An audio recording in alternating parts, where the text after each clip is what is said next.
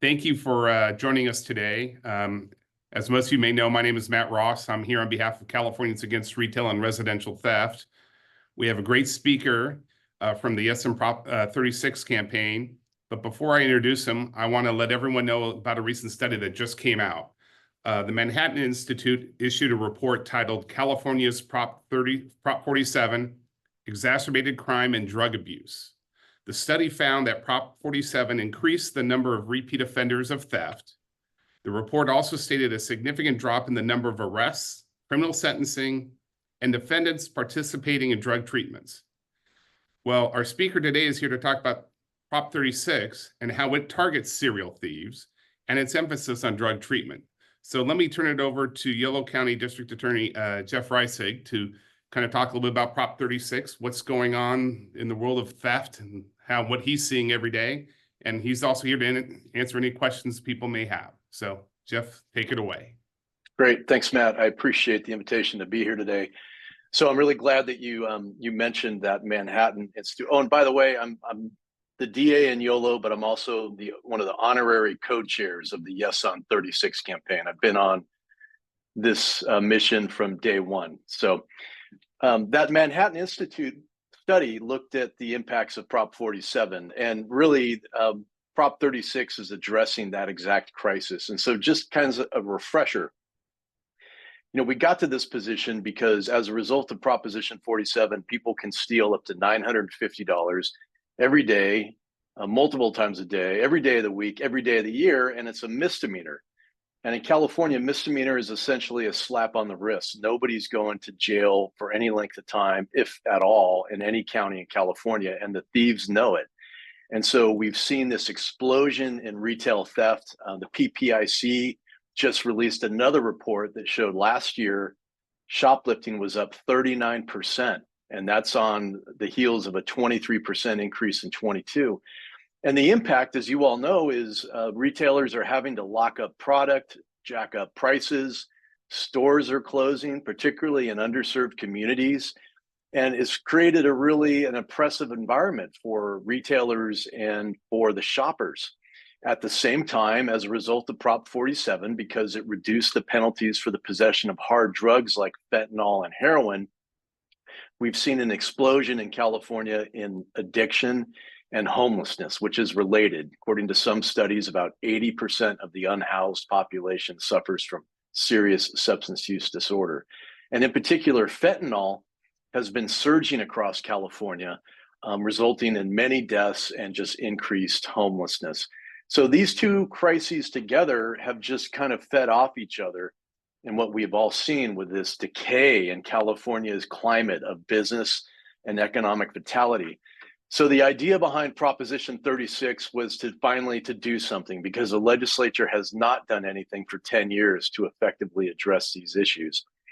Proposition 36, which is known as the Homelessness, Drug Addiction, and Theft Reduction Act, was envisioned by stakeholders, by retailers, by prosecutors, sheriffs, recovered addicts, and formerly homeless people.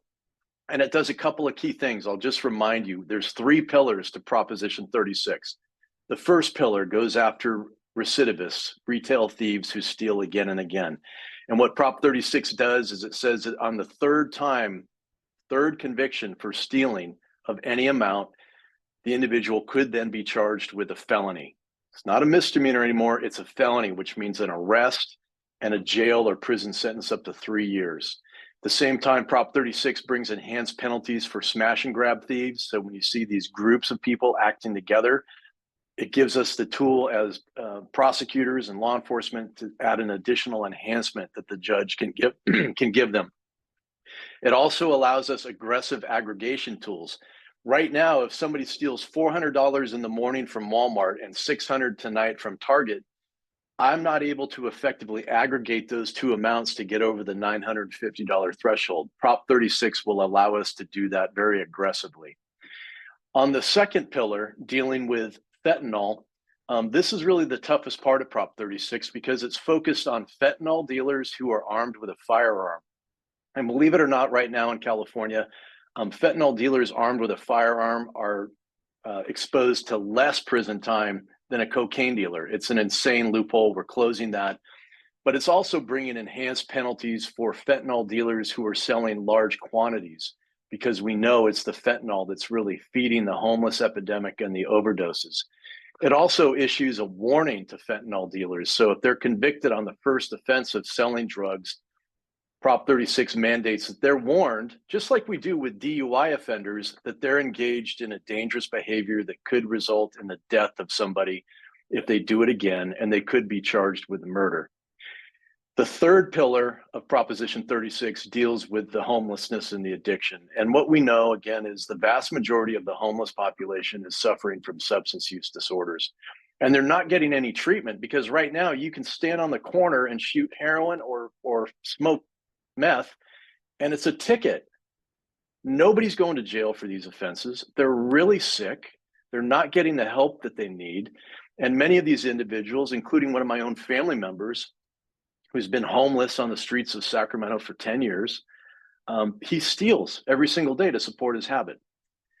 It's a humanitarian crisis. Prop 36 brings back a very humane, common sense approach. On the third conviction of possession of hard drugs, people will be charged with what's called a treatment mandated felony.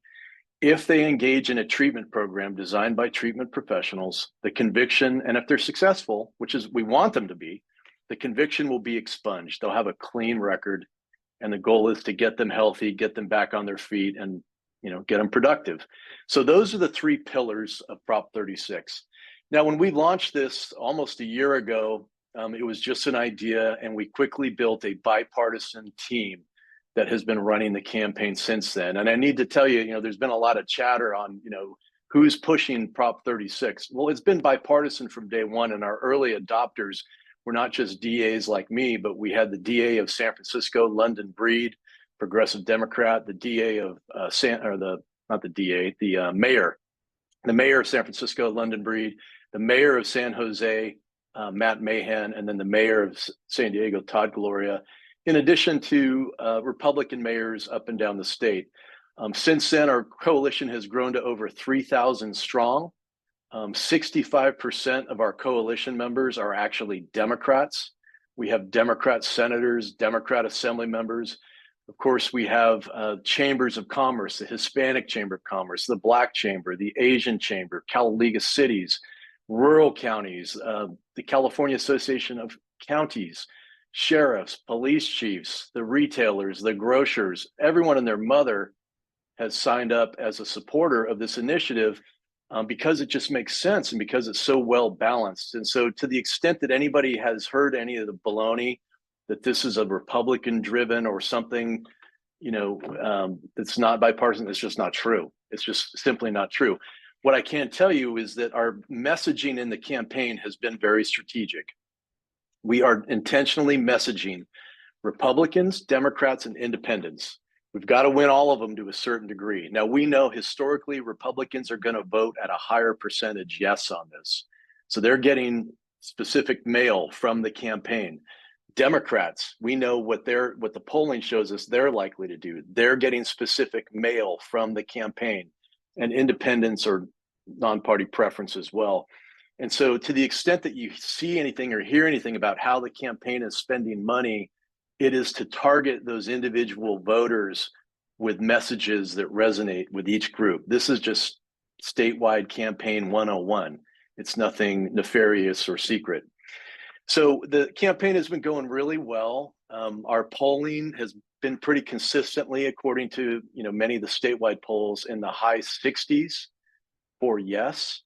The PPIC is getting ready to put out another poll, I think tomorrow, and we'll see what those numbers look like. And so there's room to be really optimistic that this thing is going to pass, but we're definitely not done. And the reason we're not done is that the opposition has mobilized. So in the last 10 days, approximately, the opposition has raised almost $6 to $7 million.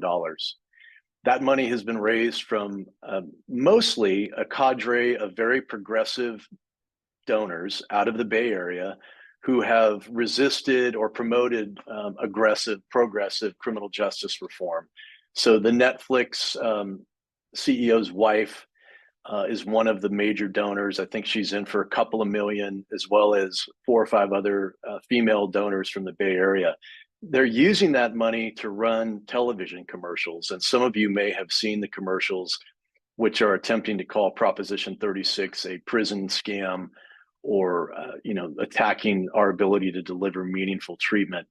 Nothing in the commercial is accurate, but what we're seeing in some of the polling, where the commercial is run heavily, and that's San Diego to start, is where they started it, is it has had an impact. And so we are prepared to respond. We have commercials that are filmed, they're in the can, they're ready to go. But as you know, we need money to get up on TV. And so it's fair to say that every member of our team has been, raising money, trying to get all of our commercials up on cable and OTT in the final, what are we down to, 13 days, 12 days? And so to the extent that you're able to help, we're still very much in need of financial support in order to get the commercials up so that we can push back against the false messaging that the opposition has been launching out there. I think I've mentioned the polling, I've talked about the opposition.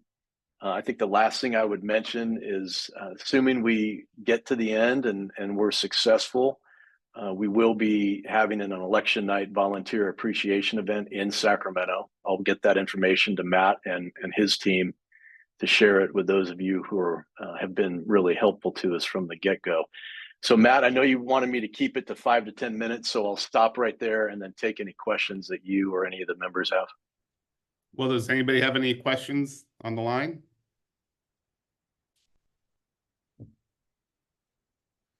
If not, I'll start as people are kind of thinking about it. Matt. Oh, go Frank, go ahead. Hey, Jeff, a quick question about the judges. Does the Prop 36 give judges a little more leeway or discretion to impose sentencing? The judges? Yeah.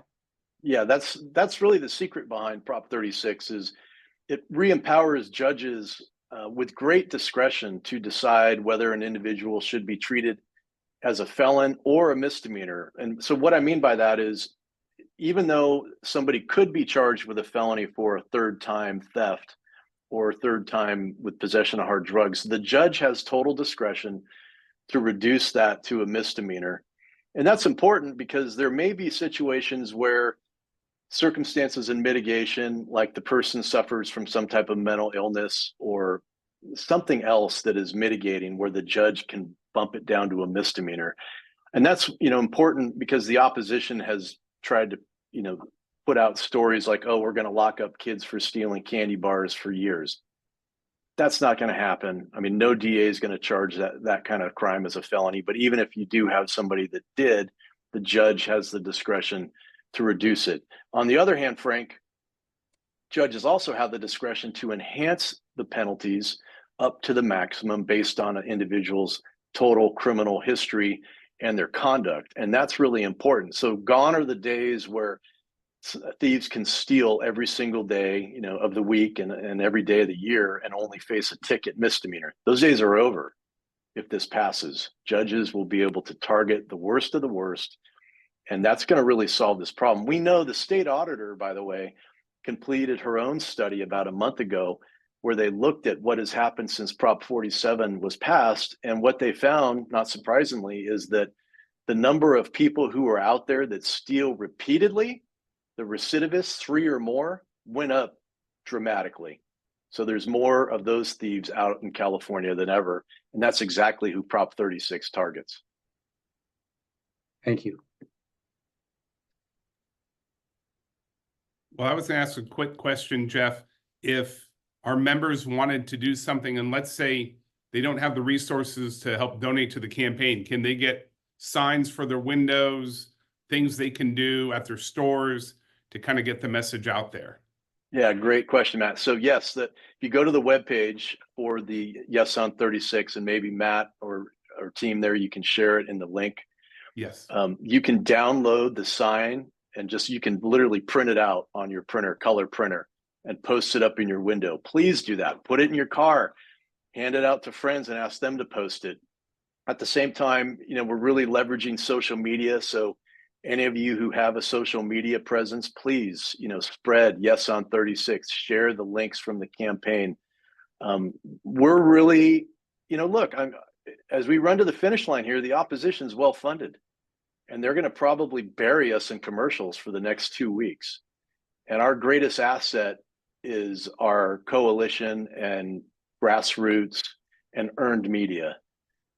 So the more we can get people chatting about this organically, online, in the community, the better. And that's really what we're asking folks to do. Yes, and I just see right now it's popped up in the chat. That is vote yes prop36.com. And then you can go to take action in that section, you can find it. So for folks who didn't see it pop up on their chat, that's where you can get it. So it's vote yes prop36.com.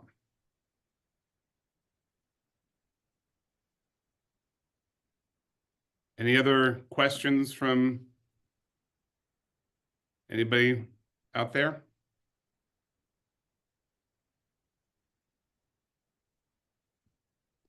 It's awfully quiet. I think you kind of covered a lot of it, and this is a group that's generally really kind of looking for changes on the retail theft front. And I really do like the fact that you guys are targeting serial thefts. One of the things we always talk about is if someone's committed their first shoplifting event or their 50th, the penalty is the same. And so it's nice to see that we're finally gonna have something that targets those folks who are habitual repeat offenders. We think it's the game changer, and we've been saying from day one that this is the nucleus of solving the retail theft crisis in California. And I know the governor and the legislature spent a lot of time promoting the organized retail theft bills that they signed into law.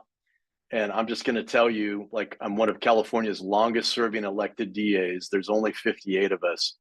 That's not addressing the root cause of the problem. They did that to avoid addressing Prop 47's flaws because they knew they'd have to go back to the ballot in order to fix it. The organized retail theft law, it's helpful in a very small percentage of the cases, but just to tell you, CDAA, the California DAs Association, did a survey of all 58 counties just a few months ago. And we asked each of the elected prosecutors in your county, how many felony convictions for organized retail theft did you obtain in 2023 with this new fancy law that the legislature has been bragging about? And 63% of the counties said 0. And the other counties, even large counties like Santa Clara County, were less than 10. Now, these are counties that file 30 or 40,000 cases a year, and they're reporting less than 10. And when we asked the district attorneys, why aren't you utilizing or obtaining more convictions under the organized retail theft law that the legislature likes to say is solving all the problems, the response was the same. It's a junk statute. I mean, it's very difficult to marshal the evidence needed to approve a felony. You have to prove multiple thefts on multiple occasions from multiple people. And you have to prove that at the time they stole the merchandise, and each one of those incidents, they did so with the intent to sell it on a secondary market. It's just this crazy Rubik's Cube of a law that experienced prosecutors like myself and others just look at, and we can't do it. We would if we could, but the evidence isn't there. So I bring that up because, the governor and some members of the legislature have been pushing hard against Prop 36, saying, oh, well, we already solved the problem. Didn't you see we signed that package in Home Depot? It didn't solve the problem. It really did almost nothing, candidly. Like, for us as prosecutors, Prop 36 is the answer. It's the only way we're going to tackle the recidivist theft that you mentioned. That's great. And I'm not seeing any other questions, but before we go, I know you had an event earlier today too. Do you just want to let our folks know kind of what you were doing earlier, just so they kind of get an idea of what the campaign's been up to? Sure. So we had our last official press conference for the campaign, and we had it in West Sacramento, which is my county.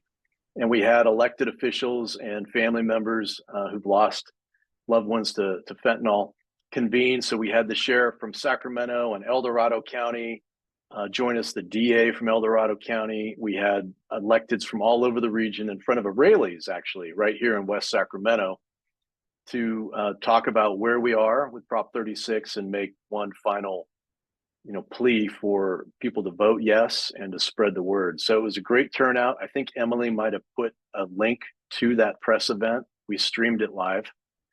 We literally just did it a few hours ago. So if anybody wants to check that out, it was great. We also, by the way, Matt, we had a person who was formerly homeless who lived on the streets of Yolo County and used drugs every day and also stole. And he was actually convicted before Prop 47 and was the beneficiary of the drug court programming that existed before Prop 47 wiped it out. And it changed his life.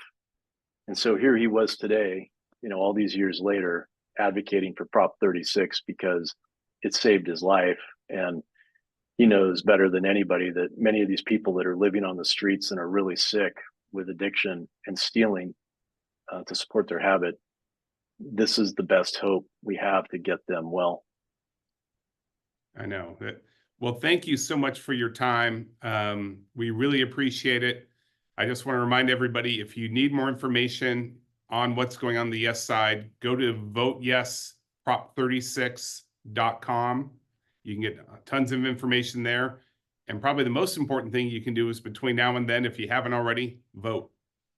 They need to hear what you guys think. If they don't get your vote, it does not matter. So with that, do you have any last words you want to give us? Jeff? Just thank you for all your support, Matt, CARRT, and John.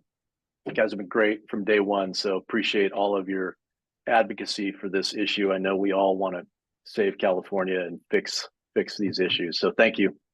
Right. Absolutely. Thank you for your time. For those of you who were unable, you may have friends who were unable to see the Zoom call today live. We're also going to put it up on our website here within the day, and we will send a link out. So make sure you share it so people can kind of hear the word of what's going on in the world of retail theft and what we can do to kind of address it over the next couple of weeks. Just so you know, Matt, the Farrell household has 3 eligible voters, all voted yes. Oh, wow. There you go. Yeah, That's overwhelming support if we just pull one household. Just want to let the record reflect. Thank you. Thanks again, Jeff. Good seeing you again. Thank you. Have a good day. All right. Thank you, everybody. This will conclude our call. So thank you very much and have a great day. Thanks.